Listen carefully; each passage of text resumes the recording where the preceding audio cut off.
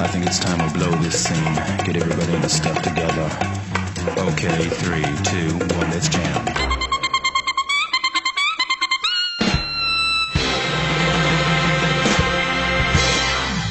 What's up everybody, KOA here. Are you surprised that I'm making a video on Thursday? Well, you shouldn't be. Now, if you've been with me for a while, you know that I used to do something called 1 Minute Mangas, where I would break down One Piece chapters because it's one of the only mangas I read religiously. But after several copyright strikes, I said, fuck it. But I've been constantly toying with the idea of bringing it back. And now that Act 2 of Wano is officially over, I decided to give it another go. Especially since today's chapter is fucking ridiculous. So I threw my hands up and said, screw it, let's make this a weekly bitch one more time. So first and foremost, this is chapter 956. We're giving Wano a break and we're heading back to the aftermath of a reverie, and let me tell you what, shit has gone down. So we start off, Neptune and his family are back at Fishman Island. Their attaché, being Garp, is about ready to leave, but he fills them in on some, world-changing events that happen. Something has happened after the reverie with Alabasta, and it makes sense. They set it up because of Emu. Now, Emu is that weird kind of figure we see, maybe some eyes. He is the dude that was, looking at that giant fucking straw hat, the one that was cutting up pictures of Luffy and Blackbeard, yet had one of Princess Vivi. He's the dude that sat on the throne that literally no one is supposed to sit on because it symbolizes that no government or no person is above any other person. Yeah, that motherfucker. Something has gone down with Alabaster, and this just shocks Shirahoshi because her and Vivi became friends. And it truly makes me wonder what the hell went down. Is she kidnapped? Is she,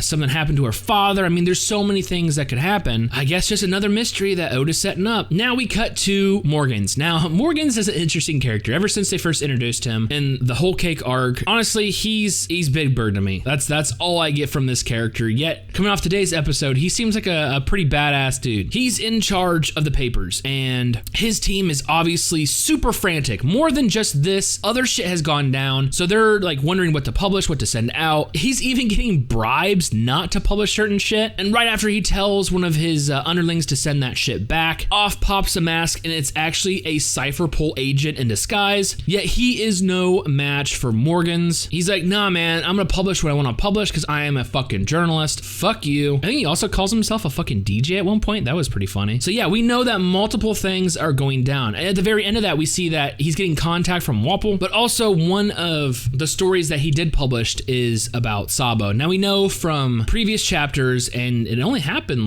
not too long ago in the anime, so we know that Sabo, as well as a couple of his comrades, have infiltrated Marie Joie during the reverie. I believe last we left off, we saw him, seeing Bartholomew Kuma being mistreated, and him just going into fucking rage mode. And after that, I really don't know what happens. So in the back of my mind, I've always wondered what the hell he was there for, what the hell he was doing. Yet today's paper comes out, and it seems to shock not only the Revolutionary Army, but we see people from his past being, upset. We see Dodon and we see Makino, and they're reading this paper and just crying and sobbing, and I don't know if this means he is dead. I don't know if this means he is captured, or I don't know if this is fake news. Yeah, I really didn't want to use that term, but it seems the most like they're putting out a fake story to maybe have Luffy come back and rescue him, or have Dragon do something. I don't know if they're the same way they used Ace as bait. Are they using Sabo's story as bait? I don't know. But to kill off another fucking brother, this is I don't know. Seeing what it did to Luffy after Ace died, and then getting Sabo back, and then losing him again. I don't know how I could fucking handle that, let alone Luffy. We also look at Blackbeard. Blackbeard is setting off to do something, and he states he's going to pick them up before the Marines do. Now, does this mean Sabo did something? I don't know. It's just too vague of information to really give any kind of thing. Maybe someone escaped. Maybe Sabo and his group, or maybe just the group escaped, and now they're being hunted by the Marines, and Blackbeard's like, fuck it, I'm gonna go pick them up. Or they could be talking about a different group entirely, but coming right after all the stuff with Sabo. I don't know. I guess your guess is as good as mine. And the last big piece of information we actually get from Kobe. Now, Kobe he's a rear admiral now, so he is climbing the ranks of the Navy pretty fucking quick. But he's also a member of SWORD, which I have no clue what the fuck that is. Have they mentioned that before, you let me know in the comments. But he is talking with ex-Drake. Yeah, you know, one of the headliners of Wano. It seems that Drake isn't 100% Kaido's bitch. He is still informing to the Marines, letting Kobe in on the fact that, you know, Big Mom and Kaido, instead of what the Navy wanted was each one killing each other or neutralizing each other, yeah, they're forming a pirate fucking alliance. Although this does shock Kobe, he has his own mission. He's actually going to Amazon Lily to capture Boa Hancock. Why, you may ask? Because one of the giant world-changing events that happened during the Reverie is when the King of Alabasta and Dressrosa spoke up, telling their tales of the wrongdoings of the warlords in their countries. It seems that was enough to sway everyone's minds to abolish the warlord system. Yeah, you know, one of those pivotal balancing powers between, you know, the Yonko, the admirals, the warlords, like, yeah. So every warlord has lost its connection, its ties, its protection